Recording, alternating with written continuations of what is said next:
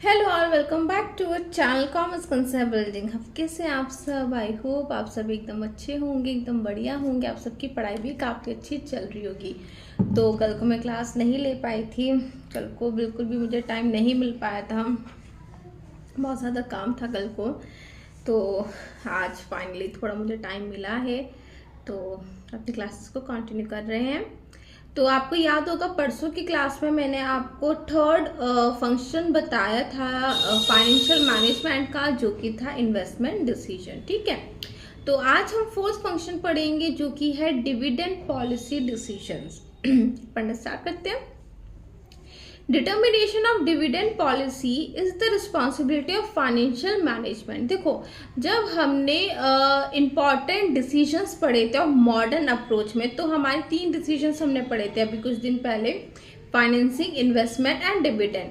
तो dividend decision भी बहुत ज़्यादा इम्पॉर्टेंट डिसीजन होता है और ये बहुत ज़्यादा बड़ी रिस्पॉन्सिबिलिटी होती है फाइनेंशियल मैनेजर के लिए। ठीक है ना, क्योंकि इसमें हम ये डिसाइड करते हैं जो प्रॉफिट कंपनी ने अर्न किया है उस प्रॉफिट में से हम कितना जो डिविडेंड है, जो रिटर्न है, हम अपने शेयर होल्डर्स वगैरह को हम कितना पार्ट, मतलब इन शॉर्ट हम प्रॉफिट का कितना पार्ट हम उनके साथ शेयर करेंगे, उसको हम डिविडेंड बोलते हैं। ठीक है, और भी हम आगे पढ़ेंगे डिविडेंड वगैरह क्या होता है, लेकिन अभी आप शॉर्ट में समझिए, जब हम अपने प्रॉफिट में से कुछ पार्ट शेयर होल्डर्स वगैरह को देते हैं उसको हम डिविडेंड बोलते हैं। ठीक है, तो हमें ये डिसीजन लेना पड़ता है कि हमें कितना परसेंट प्रॉफिट का एज ए डिविडेंड देना है। ठीक है, देना है या नहीं भी देना है। ठीक है, और कितना परसेंट हमें अपने बिजनेस में यूज करना है, जिसको रिटेन बोलते हैं। ठीक है,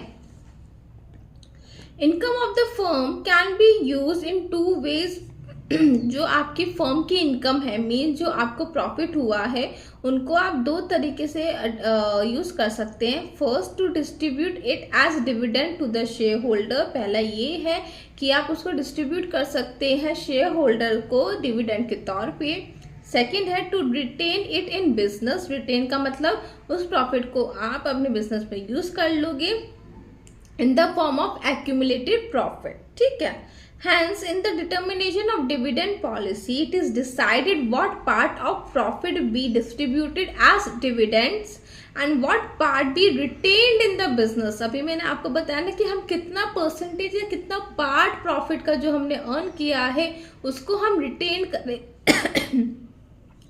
करेंगे अपने बिजनेस में, मतलब यूज करेंगे, और कितना प्रॉफिट हम शेयर होल्डर में डिस्ट्रीब्यूट करेंगे एज अ डिविडेंड। ठीक है, This decision is based on preference of shareholders and investment avenues available to the firm।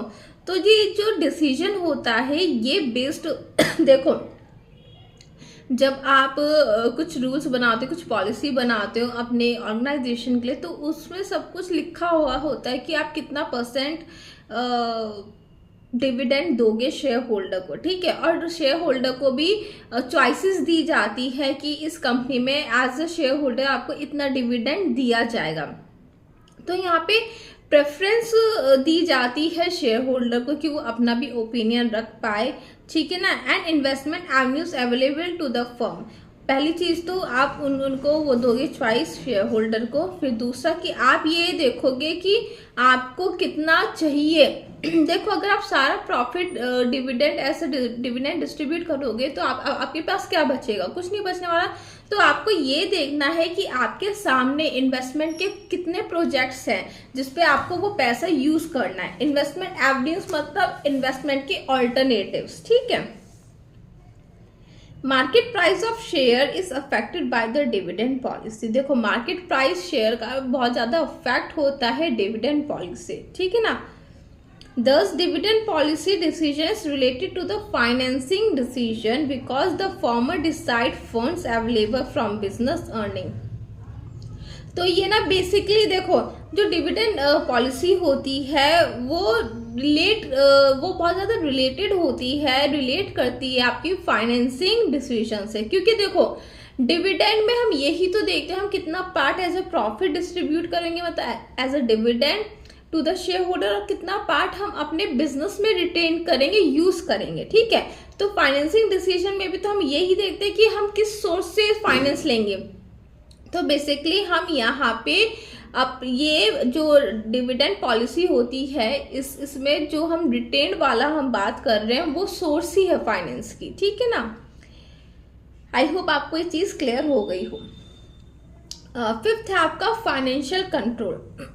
Financial control is the main constituent of financial management.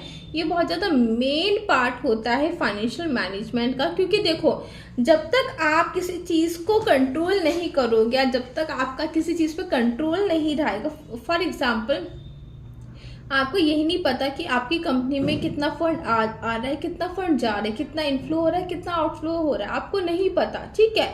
तो आप किस चीज़ को, आप अपने फाइनेंस को कैसे कंट्रोल कर पाओगे? कर ही नहीं सकते।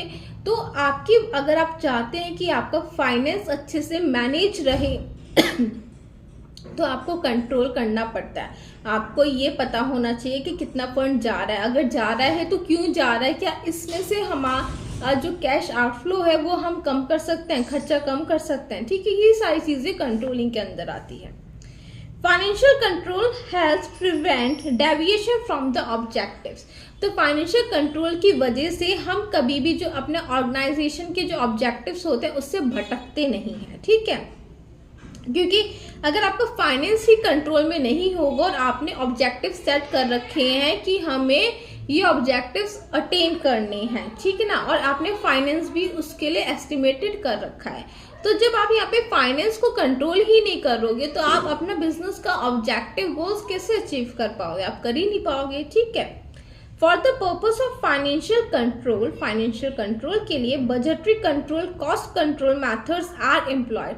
तो ये कुछ ऐसे कंसेप्ट्स है, कुछ ऐसे टेक्निक्स है जिसकी मदद से आप अपने फाइनेंस को कंट्रोल कर सकते हो। Budgetary control and cost control methods.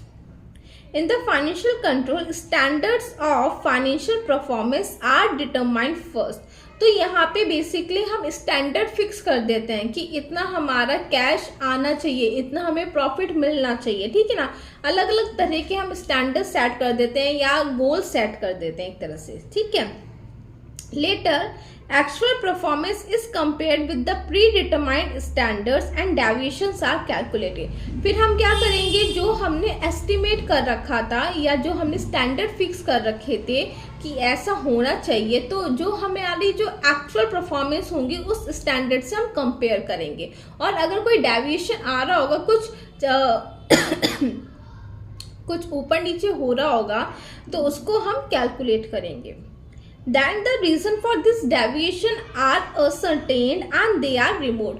फिर कोई भी जो डेविएशन अगर आ रहा है तो हम उसको समझेंगे, देखेंगे और उसको रिमूव करने की कोशिश करेंगे।